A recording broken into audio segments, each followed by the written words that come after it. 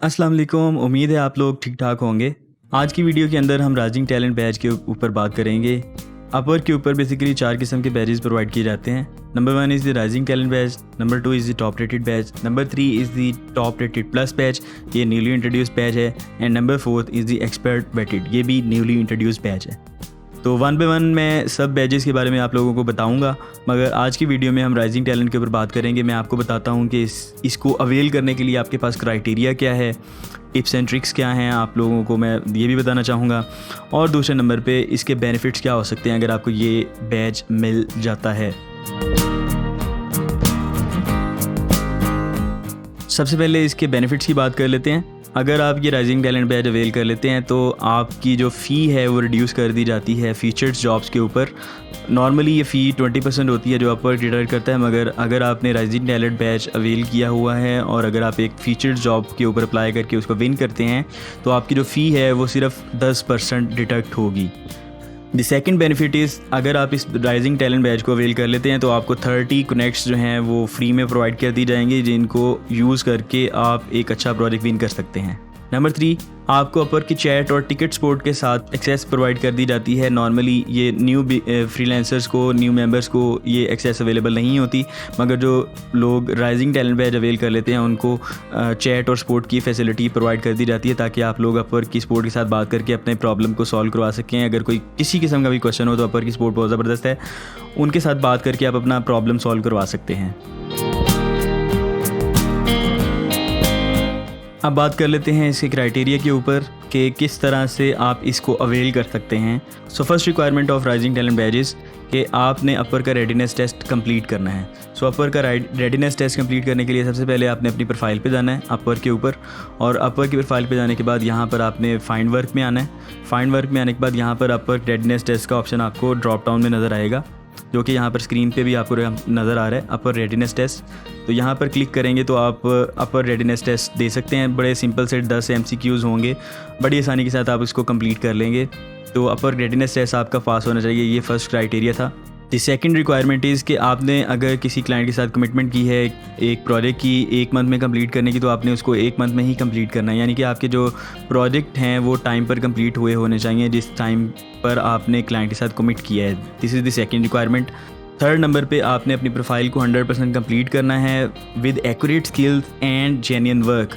यानी आपका जो वर्क आप अपलोड करें वो भी जेन्युइन होना चाहिए, और जो आपको स्किल्स आपने एंटर किए हैं वो भी आपको स्किल्स आने चाहिए, मतलब इरेलीवेंट नहीं होने चाहिए। जो आपको काम आता है उसी के रिलेटेड आपने स्किल्स एंटर करने हैं, और आपकी प्रोफाइल 100% कंप्लीट होनी चाहिए। अगर आप अपनी प्रोफाइल पे जाएंगे तो वहाँ पर आपके पास स्कोर भी आ रहा होता है, शो हो रहा होता है कि आपकी जो प्रोफाइल है वो कितने % कंप्लीट है। तो आप मेक श्योर करें कि वो 100% पे हो।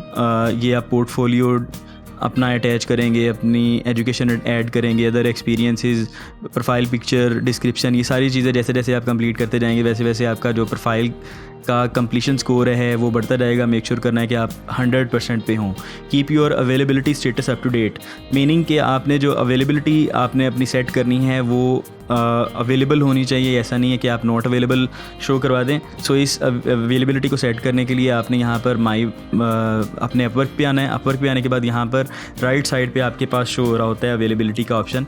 तो यहाँ पर ये देखिए अवेलेबिलिटी का ऑप्शन यहाँ पर आ रहा है, as needed open to offers. ये मैंने अवेलेबिलिटी सेट की हुई है, आपने चेंज करना है तो एडिट के बटन पे क्लिक करें, और एडिट के बटन पे क्लिक करने के बाद आप यहाँ पर ये ऑप्शन भी चूज़ कर सकते हैं। यहाँ पर ये देखें आई एम करंटली अवेलेबल मैंने चूज़ किया हुआ है, नॉट अवेलेबल नहीं होना चाहिए, अदरवाइज़ आपको राइजिंग टैलेंट बैच नहीं मिलेगा।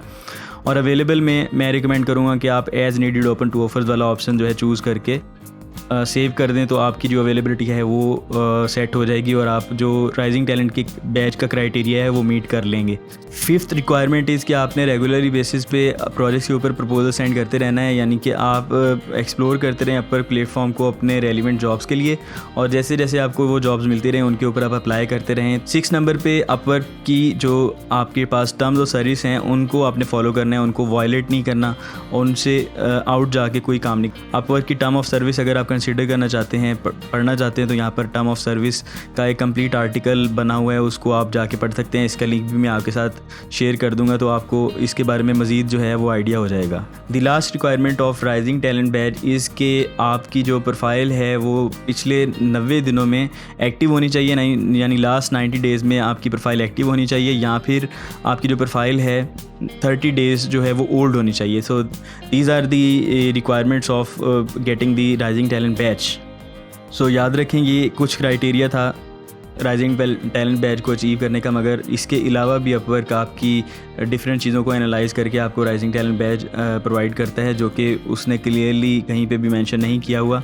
सो फीचर्स लाइक कि आप प्रपोजल किस तरह से सेंड करते हैं, प्रपोजल में क्या लिखते हैं, और उसके अलावा आपकी जो ओवरऑल स्ट्रेंथ क्या है, आपने कौन कौन से अकाउंट्स लिंक किए हुए हैं, जैसे गिटहब आपने लिंक किया हुआ है, आपने फेसबुक लिंक किया हुआ है, आपने गूगल लिंक किया हुआ है। तो ये जितने अकाउंट्स आप लिंक करेंगे उससे भी आपके चांसेस बढ़ जाते हैं कि आपको राइजिंग टैलेंट बैच मिल जाए, बिकॉज फिर आप ज़्यादा ट्रस्टवर्थी बन जाते हैं अपवर्क की नज़र में, और आपको अपवर्क चांस दे सकता है राइजिंग टैलेंट बैच देखिए अगर आपके पास आप अगर न्यू मेंबर हैं।